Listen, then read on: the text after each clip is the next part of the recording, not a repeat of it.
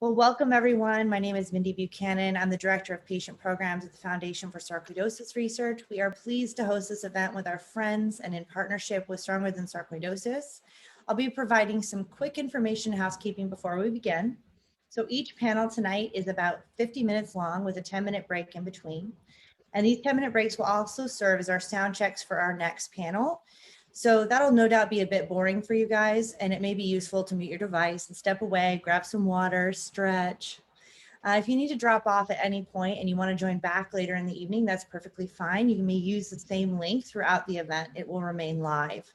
This entire event is being recorded and the recordings will be made available to you by the end of the week. While these panels are not meant to be question and answer sessions, you may pose a question via the Q&A function. If there's time, we will get to questions as we're able to. As you can see, the chat function has been disabled for this event. Now I'd like to hand over the virtual mic to Frank Rivera, President of Stronger Than Sarcoidosis, to kick us off. Thank you, Mindy. Thank you for joining us today for the first of its kind discussion of disparities and diversity in sarcoidosis. As Mindy mentioned, I'm Frank Rivera, President of Stronger Than Sarcoidosis, and we are proud to partner with Foundation for Sarcoidosis Research to host this important event. Today, over the course of 3 distinct panel discussions, we will explore challenges of access to diagnosis and care and clinical trial design in sarcoidosis. The patient panel will share stories, highlight challenges they have personally experienced. The second panel, the expert panel, will be responsive to the patient panel to discuss ways that clinicians and research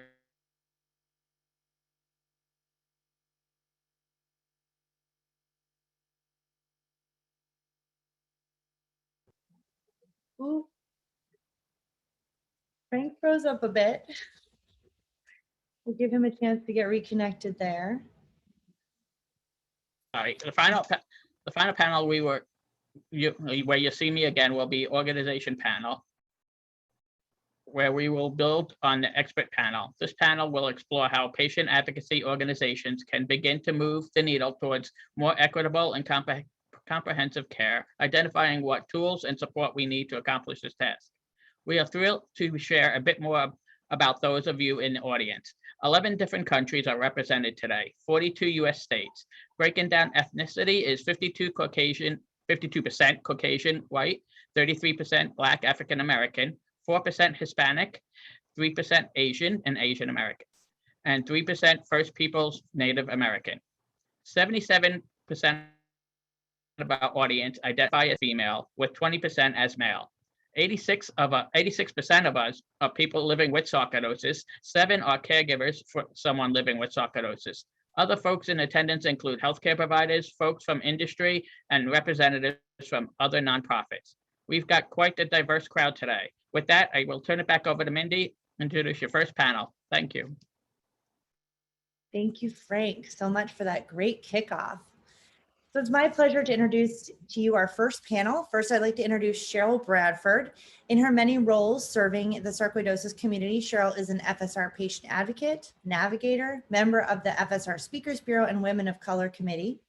Cheryl is also a co-founder and serves as the treasurer for Stronger Than Sarcoidosis and is a mentor for interstitial lung disease at Snow Company's Boehringer Ingelheim.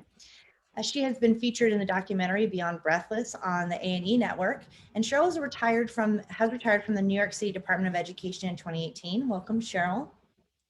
Next, I'd like to introduce Brandi Cleaver. In her many roles serving the sarcoidosis community, Brandi is an FSR patient advocate and member of the FSR Speakers Bureau. Brandi has worked as an advanced EMT/EMS educator and lives in rural North Dakota with her son and their rescue and foster dogs. Welcome, Brandi. Our final panelist is Jessica Reed, and in her many roles serving the sarcoidosis community, Jessica is an FSR patient advocate, navigator, member of the FSR Speakers Bureau, and Women of Color Committee. Jessica also brings her experience as a registered nurse and soon-to-be family nurse practitioner to her roles in advocating for patients and care partners in the rare disease space. Welcome, Jessica. And last but certainly not least, I'd like to introduce our moderator for this session, Dr. Louise Perkins. Dr. Perkins is a healthcare research executive, bringing 3 decades of nonprofit and pharma industry experiences and volunteers as the board president for FSR. Her passion is research and advocacy programming that engages cross-sector stakeholders to accelerate progress.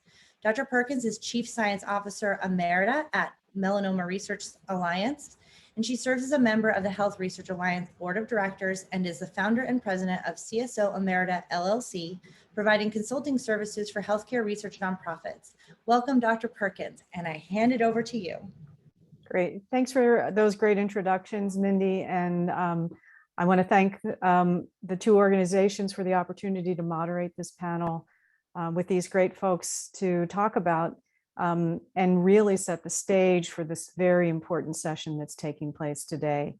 The introductions really stand for themselves, but I think it would be useful for the audience to hear the stories from each of you, because these stories really lay the foundation for the conversation that we can have on this panel about the patient experience and what calls to actions you might have. So I think I'll start with Cheryl and we'll go from there. Hello, thank you. Hello, my name is Cheryl and I'm from Queens, New York. Health disparities exist when it comes to African Americans, especially African American women. I was diagnosed with sarcoidosis October 2001, and I was fairly blessed that my diagnosis was correct, and it did not take long to find out my condition. Most patients go through months and years before they receive an accurate diagnosis. While I was diagnosed quickly, it took me years to receive the right treatment. I had to advocate for myself to receive the right care because I did not have access to the right care by doctors for years. When I first was diagnosed, the doctors did not really explain to me my condition. It took place in a hospital where the doctor took a lung biopsy and I was told I have sarcoidosis. Sarcoidosis? What is that? What are the symptoms? How did I get it? And is there a cure? All of these questions I had and more. Nevertheless, I was left with not one answer. Thank God for my family who researched and was able to give me some information about sarcoidosis. However, it was not the updated information that I know now. I was told that I needed to start seeing a pulmonologist, and I was referred to the hospital's pulmonologist. After I was discharged from the hospital, I visited the pulmonologist that I was referred to. However, much was not done. The pulmonologist did not even examine me, so I stopped visiting him. I felt it was a waste of my time. It was also during the time that I felt a little better, so I thought it was not a need for me to find another pulmonologist. Little did I know, my condition was getting worse. Because of my diagnosis, I decided to see another doctor. Even though I felt better, I knew something was wrong with me and I needed medical care. Doctors after doctors after doctors, and still no one explained to me what was going on or treated me for that matter. I even went to a new pulmonologist who I thought for sure would finally get some answers. This pulmonologist took an x-ray of my chest, called and asked me if I was in pain. I told him no, and he asked me to come into his office to go over my x-ray. He started to explain the results in medical terms, and I told him several times I did not understand what he was saying. He ignored me and said, "Since you are not in pain, I will not treat you." Once again, I was denied access to proper care, and it was not explained in normal terms that I had multiple holes and fungus in my lungs. I needed medical attention, and because I was not in pain, this pulmonologist chose not to treat me. I left his office confused and disappointed. I never went back. At this point, I had to start advocating for myself. It was a very stressful journey. I did more research and befriended more people with sarcoidosis through the Foundation for Sarcoidosis Research. And I heard the same stories from African Americans, especially African American females, concerning the lack of medical attention and care and clear explanation of their condition. Was it because of my skin color that these pulmonologists was not taking me or my illness seriously?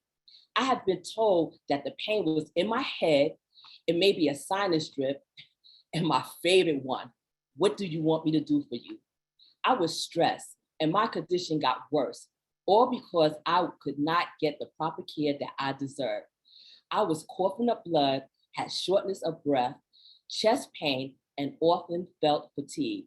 The lack of care was taking a toll on me, and I felt helpless of the fact that sarcoidosis was taking over my lungs and my body. I gave up hope in doctors. I felt that perhaps if I did have some type of proper medical attention, my outcome would have been better. This became a burden. I had so many more questions like, why are Black people sicker? Why do Blacks die earlier in age than other racial groups? I have experienced lack of proper medical help for 10 years, and it almost cost me my life. It is undeniable that one of those factors is the care that we receive from our providers. Statistics shows that Black people are not receiving the same quality health care that their counterparts receive, and this second-rated health care is making us sicker and shortening our lives. Minorities receive lower quality health care than white people, even when insurance status, income, age, and severity of conditions are compatible. Finding this out caused increased stress and fatigue in my life. It took a toll on my body, all while I was fighting sarcoidosis. Finally, after years of seeing a pulmonologist, I found one who specialized in sarcoidosis. When I visited this pulmonologist, I was in grave condition, both physically and mentally. He wanted to know my history from my first diagnosis to my updated appointment with him. After I told him my story and he ran some tests, I remember him saying to me, your condition is grave and the other doctors did nothing to help you. He believed that if I received the correct medical treatment, my condition would not have been so severe. He told me that he would try his best to help me. He is still my doctor to this day. How can we address disparities in healthcare that minorities face? Well, to start, doctors could take time to listen, ask how the patients feel about their condition and treatment. Find a treatment plan together with your patients. Keep the communication open for patients to feel comfortable to talk to you. Educate your patients about their condition. This can eliminate a good amount of anxiety patients may have due to lack of education about their condition. This can be a start of building trust with healthcare system and minorities. This is just a start. Remember, always keep your patients' best interests at heart. Thank you. Thank you so much, Cheryl. That's such a moving story, and I'm so glad you're here to share it with us. It sounds like it was a near thing. So next, I would love for us to hear about Brandi's journey, and I'll turn it over to her right now.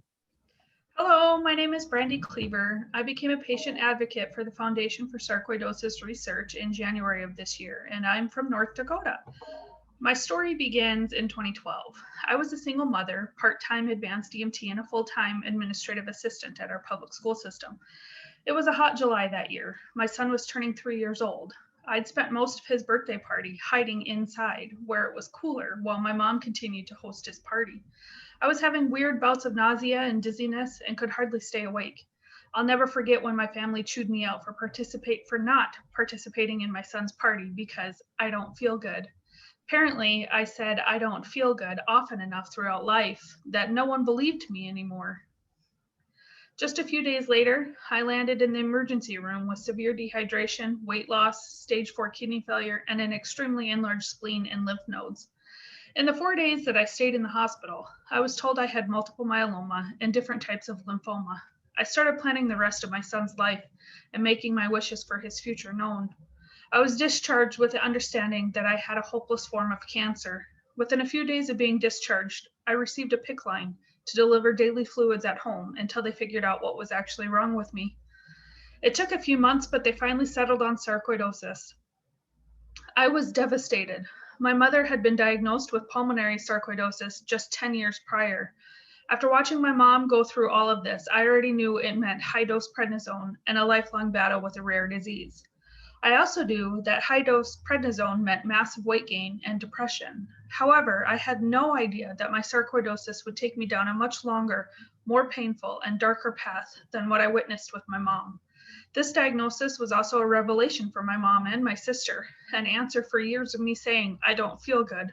While my sarcoidosis story starts in 2012, we can all see now, looking back, that my health issues and constant complaints began in 1995 after my middle school vaccinations. Being in a rural area away from any WASOG centers makes proper treatment and diagnosis difficult.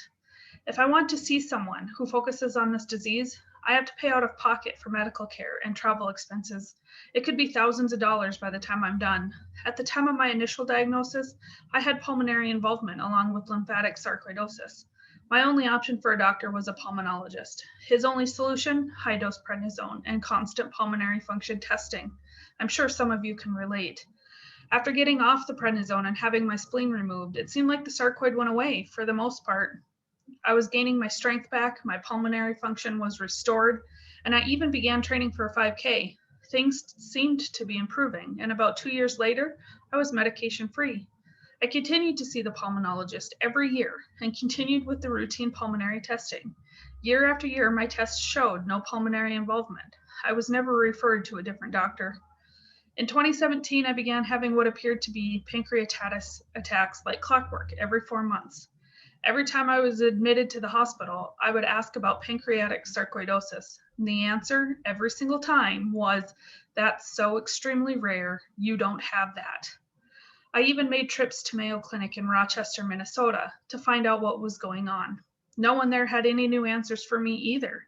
All they did was throw more prednisone at the problem. I felt like they were only treating the symptoms, not me, the patient. By this point, I was accustomed to having rare issues that doctors refused to consider until later when all other options had been exhausted. It's a sad but running joke between my family and I that if it's rare, I probably have it. This is when I really began exploring options and became a patient ambassador through the Foundation for Sarcoidosis Research in 2018. Because of my opportunities with FSR, I learned about the Sarcoidosis Clinic in Cleveland, Ohio. I was able to visit with Dr. Culver while training to be an ambassador. The visit inspired me to explore the possibility of traveling to Cleveland for more answers.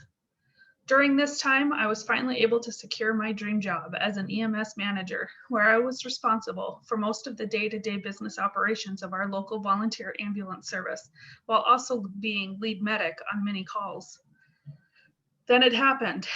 In 2019, I ended up with hydrocephalus, secondary to neurosarcoidosis. The pressure in my head was so severe that I lost vision in one eye and appeared to be having a stroke.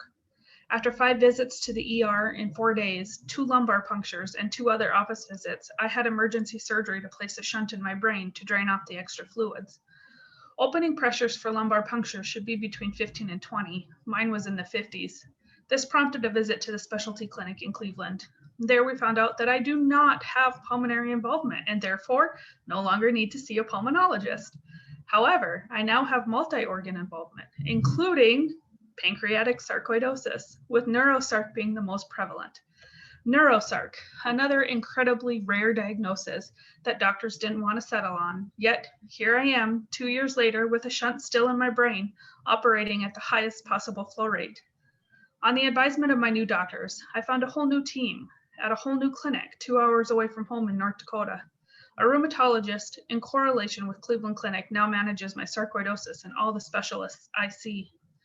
Because I have multi-system involvement, there is little to no research opportunities. Most of the trials are focused on pulmonary sarcoidosis, and some of them are on cardiac sarcoidosis. I do have cardiac sarcoid, but because of the multi-system involvement, I do not qualify for trials. I also do not have pulmonary involvement because of the complexity of my disease. I have been eliminated from all drug trials. I still have hope that one day there will be a trial for people like me. Because of the neurosarcoidosis and 5 years of prednisone use, I am now disabled and can no longer work. I quickly had to give up my dream job as well as any hopes of regaining enough brain function to ever be an EMS manager or lead medic again. My current symptoms include pain, cognitive and neurological issues, hypertension, kidney failure, diabetes, fatigue, anxiety, bipolar depression, and so much more. Now I'm going to talk a little bit about depression and suicide. If you need to take a break and mute me, please do so now. The hardest part of this journey has been the mental health aspect. I've struggled with not wanting to live. I've thought about suicide. I felt like there's no point to this life anymore. All I do is sit around and wait to die. While my new team of doctors is so amazing at what they do, not one of them has tried to address my depression and the constant burden of chronic illness. Depression makes it almost impossible to carry on with daily life, family, or even sleeping.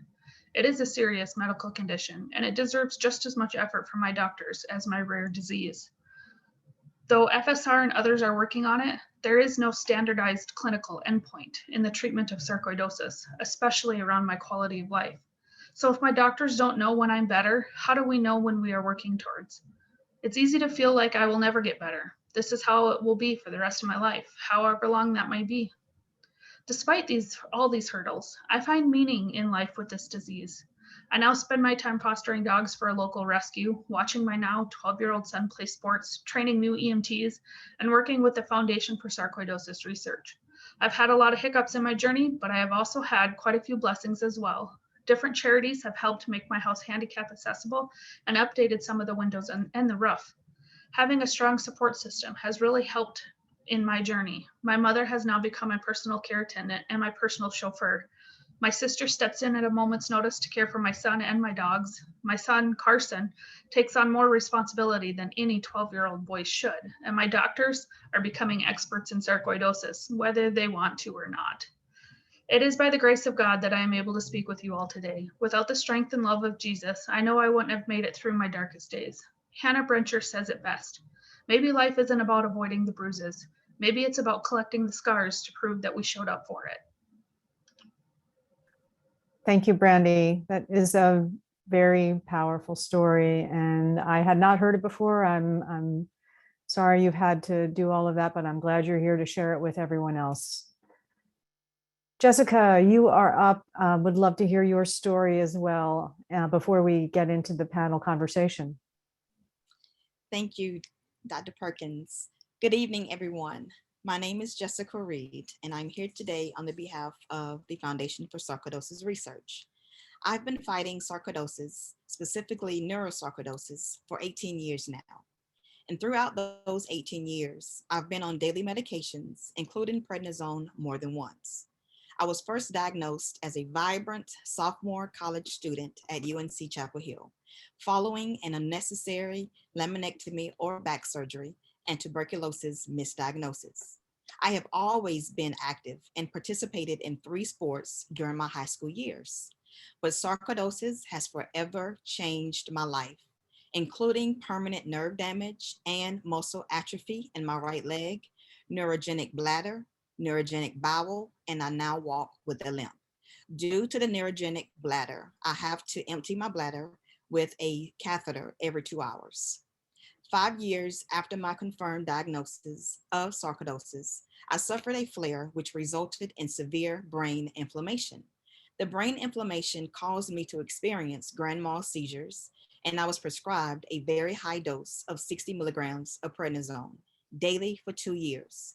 The grand mal seizures would not only happen during the day, but they would also wake me from my sleep at night.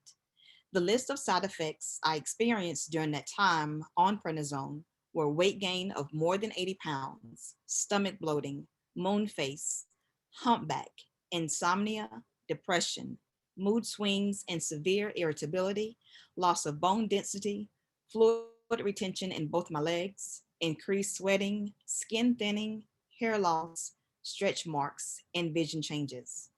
After being on such a high dosage for 2 years, my neurologist and I mutually agreed on a treatment plan to slowly taper me off prednisone, and he replaced it with Celsipt. Since 2007, I now take Celsipt and Keppra daily and will indefinitely per neurologist. In addition to nerve system involvement, sarcoidosis has also affected my eyes, skin, joints, and muscles. Since we are discussing disparities and diversity in sarcoidosis today, I would like to highlight the fact research shows there is more skin involvement in African American women. Despite the physical limitations I currently live with on a daily basis, I refuse to allow it to cause any mental limitations. You see, over the course of living with sarcoidosis for 18 years, I have completed not only my Bachelor of Science in Nursing, but also my Master of Science in Nursing degree as a family nurse practitioner. However, I cannot help but wonder what my treatment plan and quality of life would look like today if I was not educated and medically sophisticated. Please understand, I have no means of offending anyone, but questions as such regularly cross my mind. Furthermore, I ask myself, what treatment options are other African American women with sarcoidosis given, and are they informed of ways to be involved in clinical research trials? And this leads me to identify my main purpose in proudly serving with the Foundation for Sarcoidosis Research as a patient advocate, navigator, Speakers Bureau member, and a member of the newly initiated Women of Color Committee. African Americans in the US have been the group most affected by sarcoidosis, with an estimated lifetime risk as high as 2% among the population. Additionally, African Americans are more likely to experience chronic and severe symptoms of sarcoidosis, and African American women experience the highest incidence of sarcoidosis in the US compared to any other group. Unfortunately, African American women also show the highest mortality rate in the US. We are all aware there are multiple healthcare disparities in the African American community, such as socioeconomic, gender, and racial biases. According to the National Academy of Medicine, racial and ethnic minorities receive lower quality healthcare than white people, even when insurance status, income, age, and severity of conditions are comparable. By lower quality healthcare, the National Academy of Medicine meant the concrete inferior care that physicians give their Black patients. It is very important I mention facing such healthcare disparities place a significant burden on African American sarcoidosis patients and could potentially lead to distrusting their providers and the healthcare system as a whole. As a healthcare professional myself, I do not underestimate the relevance in establishing rapport and gaining the trust of the patient and his or her family. Patients who trust their providers usually perceive their care as better, despite whether or not they actually see better clinical outcomes. Research shows it leads to patient compliance and active involvement in their own health. This is how I know how crucial it is for us to have this important discussion here today. With the help of providers and other healthcare professionals, we can work together to effectively improve these disparities in order to lead to an earlier diagnosis and better disease management. I implore providers to advocate on behalf of their African American sarcoidosis patients to be included in research and other clinical trials. In addition, African American sarcoidosis patients should not be withheld from all available treatment options and resources. In fact, the African American patient should ultimately be the one to decide if the medication is too expensive or if they do not have the means of transportation to participate in a clinical trial and not assumed by the provider. I also urge clinical trials to be designed to omit any potential barriers which would eliminate African Americans from participating, such as family, work scheduling, or transportation issues. Of course, this would involve communication with the patient and the appropriate accommodations being made. Thank you for your time and attention. Jessica, thank you so much for that. I think, I mean, you in particular on the panel with your educational background, your work experience, you have such an inside out view of what's going on. Brandi, your perspective coming from what I tend to think of as a medical desert, you know, you're sort of in the middle of nowhere. Luckily for you, you've been able to build a team and educate that team, even though that's not exactly your job, but okay. And Cheryl, you just went through the school of hard knocks trying to get proper care, and it's heart-wrenching.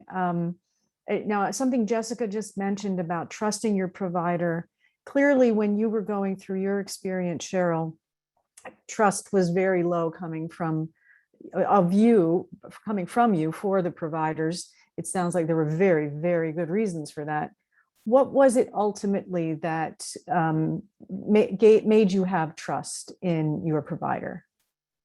Well, to be honest with you, Ms. Perkins, my trust is still not fully there as of yet. And I don't know if it would ever be there. But because when I finally found the right doctors, what made me start even, giving them a little bit of my trust is because we were able to sit down together and we thought of a plan that best suits me, so we did that together. He listened to me, he didn't think that, it was just all in my head or like, what do you want me to do for you now? It was like when I told him how I was feeling, because he knows that I know my body better than anyone else. So when I told him how I was feeling, when he ran tests, and even though he probably didn't see it on the test what I was going through, he still tried to say, okay, we're going to figure this out. So we, figured things out together. So that kind of built a trust. And plus, he educated me. He told me about my symptoms, he gave me information about sarcoidosis. He gave me websites and brochures to read about it. And so I was educated. And, so getting all that information from him and the whole team that I have, or the whole team of specialists that I have right now, them, giving me, educating me on my condition and listening to me, it helps bring some type of trust. So it's a communication, the willingness to educate, Yes. the willingness to listen, but not asking a question. You said something earlier, Cheryl, that I've heard asked of my husband, who's a SARC patient, which is, what do you want me to do for you? We just walked in the door. I mean, aren't you the physician? Right. What kind of question is that? Right. So yeah, I think many on the call here tonight can relate to that.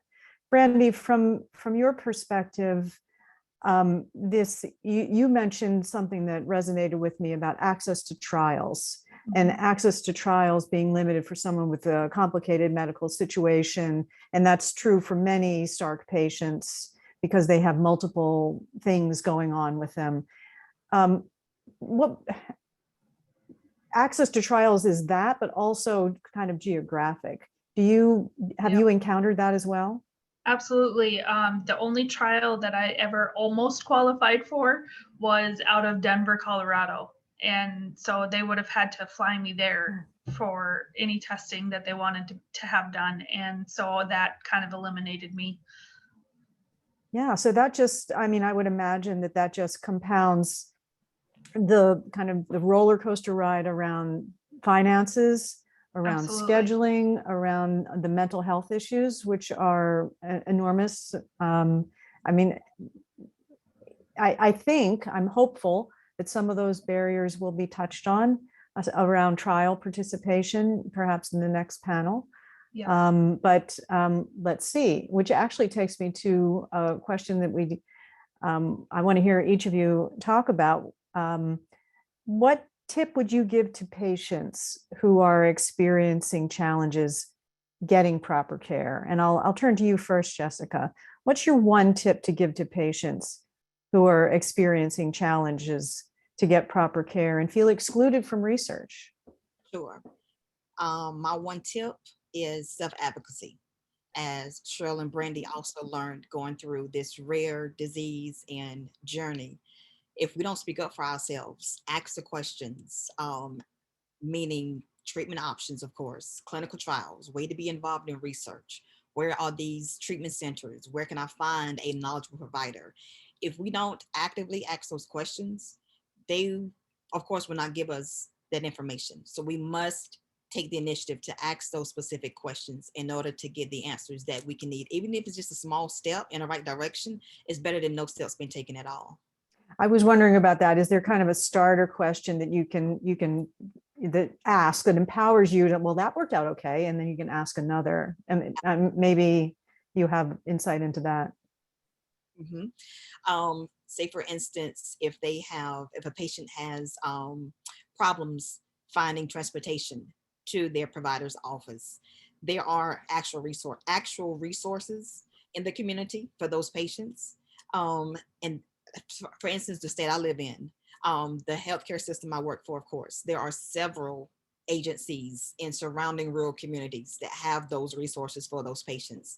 But if they do not ask those questions specifically, how can I get to this doctor's office? Do you have resources, transportation to help me get here?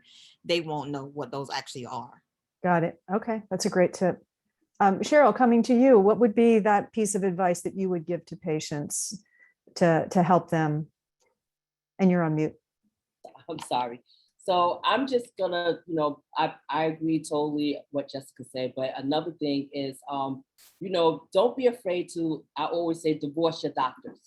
And, if you do not like the doctor is not giving you what you feel that you should be getting, you deserve, it's okay to, to find another doctor. I learned that so many, I talk to so many patients and, they tell me their stories and I'm asking them, are you still with this doctor? And they like, yeah. And I'm like, why? And they just feel that they just stuck. Like, this is the doctor that's, I guess helping them to the best they can. And I'm like, no, you have to you divorce that doctor and find another doctor. And, I had to go through that. I went from doctor to doctor to doctors until I finally found a great team of doctors. So that's, that's my tip. If, to, find the right doctor that's a good fit for you.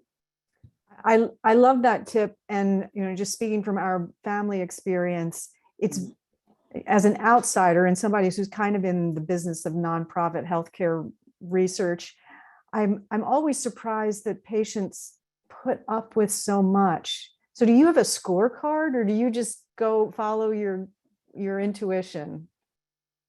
I follow my intuition. Okay. I do. Yeah. I mean, I do. And even now, like, the doctors I have, they are wonderful, but there's times I have to really talk up for myself and like, I know what I'm feeling. I know my body better than anybody. So I have to really, really advocate for myself. Right. Wow. Thanks. Mm-hmm. Brandi, from where you are, and one of my best friends is from North Dakota, I have to say. How did you build that team? What advice do you have for patients to help them build their teams in places where there isn't access to expert centers very easily? That's a great question. And to kind of play off of what Cheryl said, don't be afraid to fire your team and hire a new one.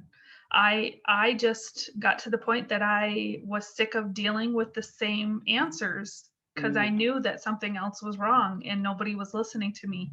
And so I demanded to see somebody else. And that's how I got into the treatment plan that I'm in finally. It took 8 years, but I would say don't be afraid to fire your doctors. I mean, they're not going to have all the answers, right? But if they're not answering even some of your basic questions, or if they're just ignoring a concern that you have, I would say move on. Right. Great. Thanks. And how do I'll go back around, Jessica to Cheryl to Brandi.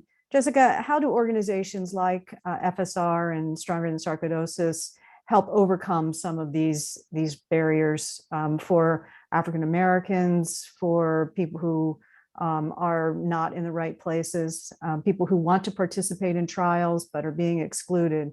How can we help out? Sure. So of course, one way to bring these disparities to light, of course, is to talk about them, to not be ashamed to speak up and say, these are the specific disparities that I am, as an African-American woman, do face when it comes to my health. Regardless if I'm being treated for sarcoidosis, trying to find the treatment options that are available for my sarcoidosis, or resources, like I said, specifically. So raising the conversations as we are today, allowing us to speak, to share our stories, asking specific questions. How can we improve these disparities, of course? And I think the big thing also is, as organizations such as the Foundation for Sarcoidosis Research and Stronger Than Sarcoidosis collaborating together as a team. One person, it's hard to make a difference, but when you have more than one person speaking on the same issue, that more than likely is going to gain more people to speak on that same issue and more change to come about. Great, thank you. Cheryl, what are your thoughts? You're on mute. I'm so sorry. I keep on putting myself on mute. But like Jessica said, and I'm also the co-founder for Stronger Than Sarcoidosis as well. So, and if you look at our board, is diversity there. So that's another thing that's great. That it's diversity. So what I went through, maybe one person didn't go through, or the other person didn't go through. So I could share my story and and help. And also different platforms that we are able to have. Like for instance, this is a good platform to tell our stories and say how do we overcome what we went through. So that's a way. And also with FSR, I'm going to say the women of color. That was a great thing. That's an awesome thing. That's I'm a part of that, and that's something that's been that's been needed for the longest. And so to have that, and we get to tell our stories, and we get to tell our experience and how we overcame that, and what are we from our first diagnosis up to now, and what are we doing to maintain a healthy mind, a healthy spirit, and that could also help too as well. Great thoughts. And Brandi, from your perspective, how does FSR, how do organizations like FSR and Stronger Than Sarcoidosis, I should say, contribute to overcoming these challenges? Well, I think doing events like this definitely help to bring awareness to things that should be addressed, like the drug trials. Insurance is another problem. Medications, our doctor's visits. I think having more dialogue between patient and doctor is important, and I think doing some stuff like this is going to break that barrier, hopefully. Great. I like all of those thoughts. I think keeping the lines of communication open, sharing your stories with so many people. I mean, I really just have to, as we start on the wrap up, I just have to thank the three of you so much for taking the time to share your stories. It's so powerful. And you noticed my eyes getting really wide during some of your stories, because I had no idea that this is what people went through. And while many of the folks on the call will be watching this in the future are SARC patients, some of them will not have any idea what they might face and how they can advocate for themselves. And you three are just such leading lights in this business. If through this panel and through this event, we can change things for 10 patients, 100 patients, 1,000, it's just a job well done, and credit to all of you. So as we kind of come into the last 6 minutes or so of our time, I wanted to go into the lightning round question that I always think of for whatever panels I'm running, which is for you, in 10 words or less, or about, what call to action do you have for the experts, the following panel, and the experts in general, to make changes, to diversify trials, and to benefit their patients more? What call to action do you have to diversify trials and to benefit their patients more? So I think I agreed that I was going to finish with Cheryl. So Jessica, I'm starting with you. Sure. So my call to action is a little over 10 words, of course, but for the experts to advocate on behalf of African-American women that do have sarcoidosis, to be included in the research trials, of course. Well, that's not so bad. So to advocate for including African Americans in clinical trials, and to advocate for their patients, their African American patients. Yes, because they have the means to speak to these researchers, of course. They have the means to speak on behalf of their patients, because of course, as African American women, we don't have the numbers. We don't have a way to pick up the phone and say, hey, can I be included in this clinical trial you have going on, in this research trial? We don't have access to that, unfortunately. Right. But our provider who has that direct one-on-one access. I mean, I'm sure they get information on clinical trials all the time and different means of sarcoidosis, whether it be lung involvement, cardiac involvement, neuro involvement. They actually can do that. They can Great. speak up. Thank you. Thank you. All right, Brandi, to you. I put you in the middle all of the time, but next Okay. panel we'll have you at the either end. Brandi, what is your advice in 10 words or less? What call to action do you have for the experts? I said to focus more on multi-organ sarcoid and to listen to your patients. Focus on multi-organ sarcoid and listen to your patients. Yep. Now, I have to say, I really come from an oncology research background. You can do multi-organ. I'm at least in oncology, it's done. I mean, it's complicated, yes, but I think you deserve a lot of credit for calling that out, because I just am not sure it's even at all realistic to assume that SARC patients aren't multi-organ patients. You know about one thing, but you don't know about the others. Right. And I think it's so what's the word? Prevalent, and we don't even realize it. Right. I think that there's a lot more multi-organ involvement than people, I just have gotten to the point where if something happens, like I had hiccups 4 or 5 times a day, and I just assumed that it was the sarcoid, and it was, because as soon as I got treated for sarcoid, that went away. So okay, you just assume everything is sarcoid. Right.